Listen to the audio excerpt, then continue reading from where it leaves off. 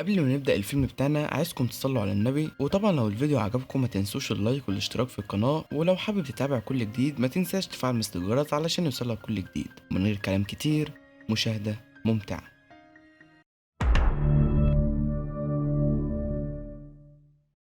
بيبتدي الفيلم بتاعنا بواحد اسمه أرثر في مكان كله مهرجين، وبيبتسم ابتسامة مزيفة كده قدام المراية، وبيبتدي أرثر شغله كعامل دعاية بشخصية المهرج، لحد ما بيجي شوية مراهقين بيسرقوا منه اللفتة اللي هو شايلها وبيخليه يجري وراهم لحد ما بيعملوا له كمين وبيضربوه من غير رحمة، وبيفضل أرثر نايم بيتألم وحزين على نفسه. وبعدين بيروح عيادة حكومية بيكون عنده مرض غريب، وهو لما بيكون زعلان بيضحك، والدكتورة النفسية بتبقى زعلانة على حال أرثر، وبتبقى الدكتورة طالبة من أرثر شوية مذكرات من اللي هو بيكتبها، فبتشوف الدكتورة اللي كاتبه أرثر وبتلاقي إنه كاتب عبارات وصور غريبة، وبيبقى من ضمن الحاجات ديت كاتب عبارة بتقول: أتمنى إن موتي يبقى ليه معنى أكتر من حياتي. وبيبان التعب والحزن على وش أرثر، وإنه بيعاني من الوسواس القهري، وكمان كان في مصحة نفسية من زمان وعقليته تعبانة، وبيطلب من الدكتورة إنها تجيب له أدوية كتيرة بس تكون بتخفف من الاكتئاب. وبيحصل موقف مع أرثر في المواصلات، وإنه كان في طفل قاعد بيهزر معاه، فبتفتكر أمه إنه قاعد بيضايقه، فبتقول له إنه يبعد عنه ويخليه في حاله، فبيزعل أرثر وبيضحك بسبب المرض اللي عنده. وبعد كده ما بيعرفش يمسك نفسه، فبتحس الأم بالإهانة، فبيديها أرثر كارت بيبقى مكتوب فيه حالته العقلية، فبتحس الأم بشفقة على أرثر. وبعد كده بيروح أرثر للصيدلية علشان يجيب الدواء اللي كتبته الدكتورة، وبعد كده بيروح بيته، وبعدين بيشوف صندوق الرسايل فبيلاقيه فاضي، ولما بيروح شقته بيلاقي امه منتظراه وبيقول لها ان مفيش رسائل وصلت لهم، وبتكون امه بعتت رساله لشخص اسمه توماس وين. وبعد كده بيبدا عرض البرنامج المفضل عند ارثر لاعلامي اسمه مولر، وبيقول له ارثر انه بيحبه جدا وبيحكي له انه عايش مع امه وبيهتم بيها، فبيعجب مولر بكلام ارثر وبيستضيفه كضيف شرف. وبعد كده بيطلع ان كل ده تخيل من ارثر، وبيظهر كدمات كتيره على ظهر ارثر، وبيكون باين على جسمه قد ايه هو ضعيف. وبيكون في واحد زميل ارثر اسمه جاري بيتريق على زميلهم بيكون قزم، فبيضحك ارثر بس هو في الحقيقه زعلان، وبيروح عند مديره في الشغل وبيقول له انه يرجع اللفته اللي كان بيعمل بيها دعايه لاصحابها، فبيقول له ارثر ان اللفته اتكسرت، فما بيصدقوش صاحب الشغل، فبيكتب ارثر ضحكته، وطبعا هو في الحقيقه متضايق لان صاحب الشغل ما بيكونش عارف بمرضه، ولو ضحك قدامه هيترفض. فبينزل ارثر عند صناديق الزباله وبيطلع غضبه فيها، فرجله بتتأذى، ولما بيروح ما بيلاقيش حاجه تاني في صندوق الرسايل.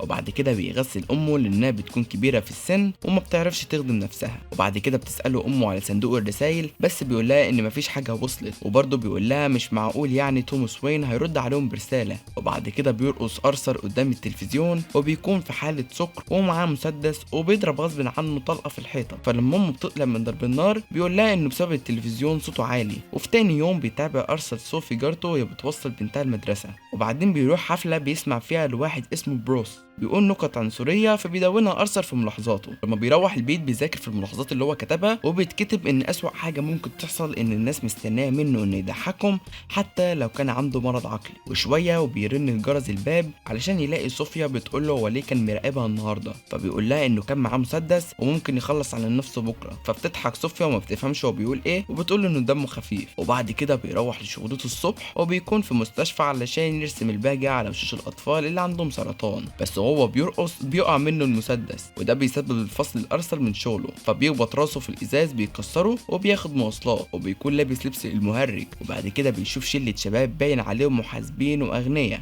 وهم بيضايقوا في بنت، فبيزعل ارثر بس بيضحك، فبتتضايق شله الشباب ديت وبيروحوا له بيكتفوه وبينزلوا عليه ضرب، فبيقوم ارثر ضارب نار عليهم وبيموتهم كلهم، فبتيجي طلقه في رجل واحد وبيهرب، بس ارثر بيطارده وبيموته بدون رحمه.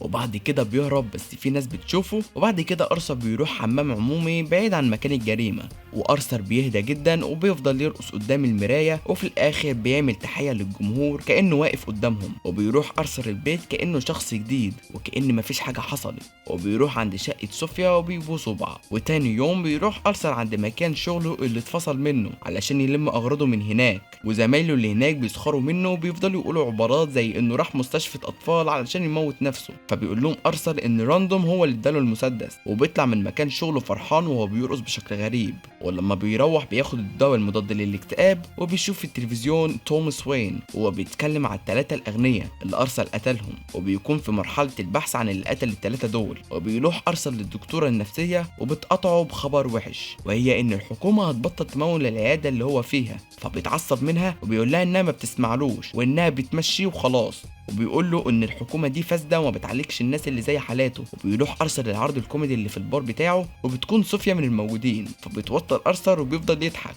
وما بيعرفش يمنع نفسه. ولما اخيرا بيقول نكته ما حدش بيضحك، بس صوفيا بتضحك والناس بتبقى ماشي بسبب النكته اللي ما بتضحكش. وبعد كده بيمشي معاها وبتقول له ان اللي قتل الثلاثه الاغنياء دول بطل، وانه عليه انه يخلص على كل الاغنياء الفاسدين اللي في البلد دي. وبيشوف ارثر الناس ماشيه بلبس المهرج كنوع من الدعم للقاتل. بعدين بيروحوا مطعم بيقضوا وقت لطيف مع بعض، ولما بيروح البيت بيلاقي امه نامت وبيتفرج على برنامج مولر، فبيصحيها وبيفضل يرقص معاها على الاغاني اللي طالعه من التلفزيون. وبتقول له امه انها كتبت رساله جديده يبعتها لتوماس، فبيجي فضول لارثر انه يقرا الرساله، وبيبقى مضمون الرساله بتقول ان ابنهم تعبان عقليا، قصدها على ارثر يعني، ومحتاجه فلوس علشان تعالجه، وانها كانت في علاقه مع توماس بس ما كانش ينفع تقول حاجه علشان شكله قدام الناس. فبتخاف امه وبتقفل على نفسها الباب الحمام، وبتقول له انها كانت في علاقه معاه. فبيقرر ارثر انه يروح لتوماس علشان يواجهه، وبيروح ارثر ناحيه قصر توماس وبيقطع صورته من الجورنال. وبيلعب ارثر مع طفل بيكون بروس وين اللي هو ابن توماس واللي هيكون يعني باتمان في المستقبل، فبيفضل يهزر معاه وبيخليه يبتسم غصب عنه. فالامن بيشوف المنظر وبيدخل، فبيقوم قايل له انه يبقى ابنه وعايز يشوفه، فبيقول له انه مش ابنه وامه كانت مجنونه. فبيتعصب ارثر وبيخنق الحارس وبيسيبه لما بيشوف بروس خايف. ولما بيروح بيلاقي امه جات لها جلطه وراحت للمستشفى، وبيفضل ساعات قاعد مستنيها وقلقان عليها. وبعد كده في اثناء ما هو قاعد بره بيشرب السيجاره، راحوا بيدخل 2 محققين بيتكلموا معاه في جريمه القتل اللي حصلت في المترو، وبيقولوا له انهم لما كلموا مديره في الشغل اللي اترفض منه قال لهم انه كان معاه مسدس في مستشفى الاطفال. وبعدين لما بيروح بيتفرج كالعاده على البرنامج بتاع مولر، بيلاقيه جايب جزء من الستاند اب كوميدي بتاعه، فبيفرح انه جابه في البرنامج بتاعه، بس بيكتشف ان بيسف عليه ومش بيدعمه. فبيتضايق ارثر وبينقلب لشخص تاني. ولما بيروح بيلاقي ان الناس اتقلبت على توماس وين، وبتبقى المظاهره عباره عن الناس بدات تقلب على الاغنياء وبتلبس وشوش المهرجين. وفي وسط المظاهرات بيخش ارثر لمحل كانه شغال، وبيقابل هناك توماس واللي بيقول له انه مش ابنه وان امه مريضه نفسيه، غير كده هي اتبنته اصلا وانه مش ابنها. ولما بيحصل مشادات ما بينهم بيحصل نوبه الضحك بتاعت ارثر، فبيتضايق توماس وبيحس بالاهانه، فبيقوم بيديله بوكس وماشي. ولما بيروح بيجيله تليفون من برنامجه المفضل بتاع مولر، وبيقول له انه يحضر معاهم بكره في الاستوديو. وبعد كده بيروح المستشفى النفسيه اللي كانت فيها امه، بس العامل اللي هناك ما رضيش يديله الملفات بتاعتها، فبيضطر يسرقه. ولما بيكشف عنه فبيلاقي فعلا ان امه كانت مريضه نفسيه وهو بيطلع متبني. ولما بيروح البيت بيروح عند جارته، فبتفتكر انه حرامي، وده بقى كان بسبب ان ارثر كان بيتوهم ان صوفيا بتحبه وان كل اللي كان فيه ده من وحي خياله.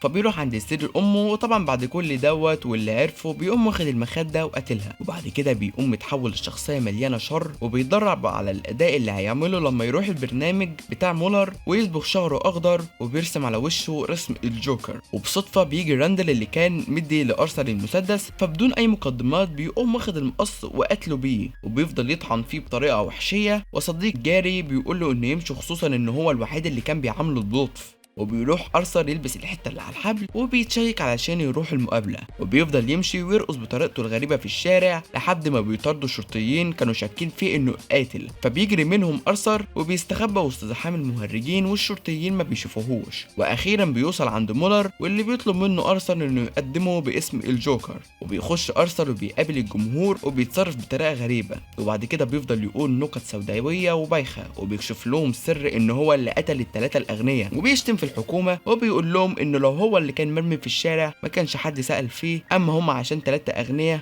الدنيا مقلوبة عليهم. وبيحصل مشادة قوية ما بين ارثر ومولر، فبيقوم ارثر مطلع المسدس ومديله طلقة في راسه، فبيحصل حالة من الهلع والجمهور بيفضل يجري ويهرب، وارثر بيرقص قدام الكاميرا وبتيجي الشرطة وبتقبض عليه. وبتحصل حالة من الجدل في الاعلام ومظاهرات لدرجة انهم بيقلبوا العربية اللي كان محبوس فيها ارثر. وفي اثناء ما توماس وين هو ومراته وابنه وباتمان خارجين من الملاهي بيعترض طريقهم واحد من الكارهين للاغنياء وبيقتل توماس ومراته قدام ابنهم بروس وين. وين، ولكن الموضوع ما بيطولش وبيتقبض على ارثر وبيتحط في مصحة عقلية، بس ارثر بيقتل المحققة وبتتزرع شخصية الجوكر الجديدة في ارثر، وبينتهي الفيلم على كده. ما تنسوش الاشتراك في القناه وتفعل مسة الجرس علشان يوصلك كل جديد. الفيديو ده كتبه يوسف الجيار وسجله كريم اسامه اللي هو انا يعني، وهتلاقي كل حساباتنا في التواصل تحت في صندوق الديسكريبشن. وبس كده، اشوفكم بخير الفيديو الجاي، مع السلامه.